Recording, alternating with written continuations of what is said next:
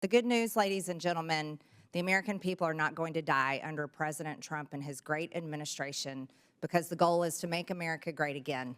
All right, y'all, it is a battle of the acronyms this week. We got the GOP going after the FDA by way of MTG, and I promise by the end of this video, you will be dumber, or at least incredibly confused. But first, a moment of silence for every tradwife's Instagram account. I'm just kidding. Let's get this nightmare started. We can also talk about how the FDA bans raw milk, which is ridiculous. Raw milk is sold in countries all over the world. Countries like England, New Zealand, France, Italy, Germany, Norway, Sweden, Finland, and Denmark.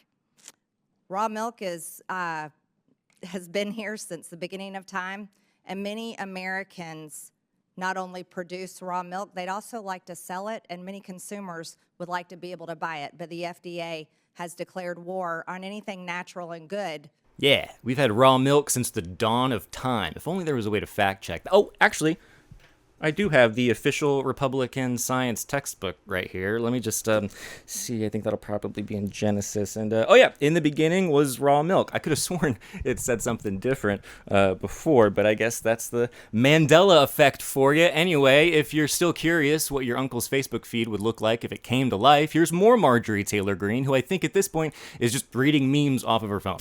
The FDA is a failure to approve new nicotine products, which are safer than cigarettes, has spawned a massive and dangerous illegal market of Chinese vapes.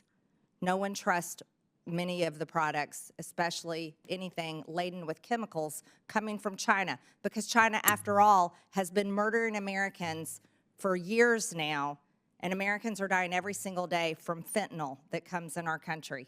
We got raw milk, COVID, Chinese vapes. This new season of Drag Race is going to blow your mind. I do think that if you let Marjorie Taylor Greene just talk and talk and talk here, eventually she would find a way to blame the FDA for the existence of, drag queens. Because what they're doing is fear-mongering. It's not about facts, it's about feelings. Isn't that kind of like their whole thing at this point? But they better be careful, because one day, one of these fear-mongers is going to end up getting caught in a web of their own lies. What's that? Oh no, someone help FDA Commissioner Marty McCary. He got stuck.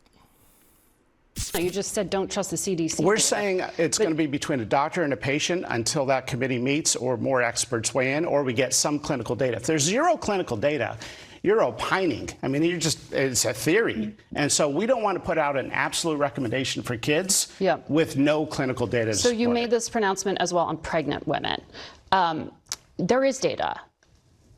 Researchers in the UK analyzed a series of 67 studies, which included 1.8 million women. And the journal BMJ Global Health published it. People can Google it at home.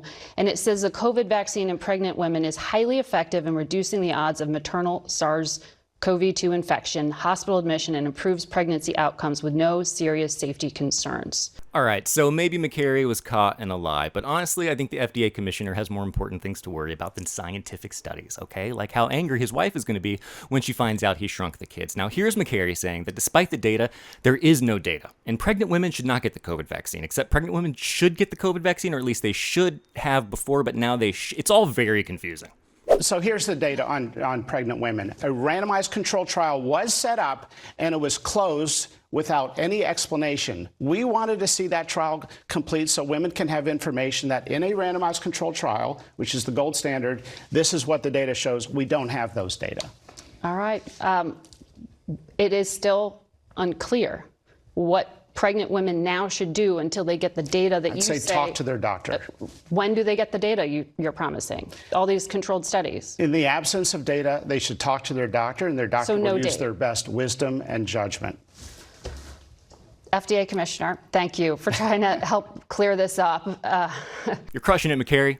You keep spreading doubt at this rate, you're going to get hired by ExxonMobil to talk about climate change. But let's spice it up. Why don't you try talking just in bumper sticker statements? Because you know your demo isn't super big into compound sentences, right? Just make sure you speak in vague generalities so no one understands what you're actually saying. And the modern medical establishment really has been disconnected. We've been so busy focusing on treatment, on billing and coding in a high throughput model. We've got to stop and ask ourselves, should we be focusing more on school lunch programs, not just putting every kid on Ozempic? We've got to talk about food as medicine and gut health and the microbiome. We've got to talk about environmental toxins that cause cancer, not just the chemo to treat it. And maybe we need to treat more diabetes with cooking classes, not just throwing insulin at people. This report is a fresh new approach that really calls for a transformation of our healthcare system.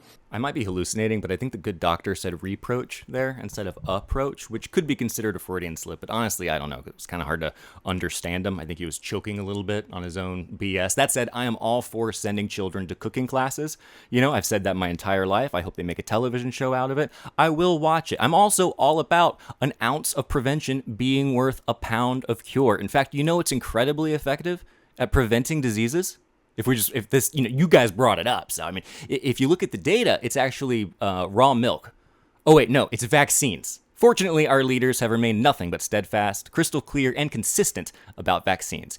Here's RFK Jr. You have gained notoriety for your skepticism about vaccines. And over the summer in an interview, you said, quote, there's no vaccine that is, safe and effective. Do you still believe that? I never said that. So stop me. We have the clip. Please play the clip. You've talked about that the media slanders you by calling you an anti-vaxxer. And you've said that you're not anti-vaccine, you're pro-safe vaccine. Difficult question. Can you name any vaccines that you think are good? I think some of the live virus vaccines are probably averting more problems than they're causing.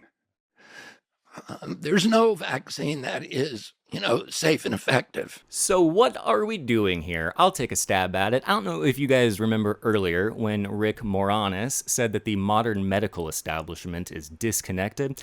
Well, that's just one example of rhetoric. And rhetoric is designed to elicit emotion, namely doubt about what all those little doctors have been saying, who've been, trapped in the system. But if you're a pregnant woman and you're wondering whether the FDA recommends you getting the COVID vaccine, well, mum's the word. You're going to go need to talk to your disconnected and out-of-touch doctor, because the FDA isn't going to make a recommendation on that until there's data, and there is no data so long as they ignore all of the data that there is. And if you bring up an issue like, universal health care, and you say, hey, look at all of these countries that have managed to take care of their citizens when they get sick, well, then you'll get called like a radical communist or some other compliment. But take away raw milk, and all of a sudden Marjorie Taylor Greene becomes a geography expert. And she's like, but they have raw milk in Italy. It's like, yeah, what else do they have in Italy? Marjorie, name one thing that they have in Italy related to their healthcare. And the only point I'm trying to make here is that these people don't really believe anything.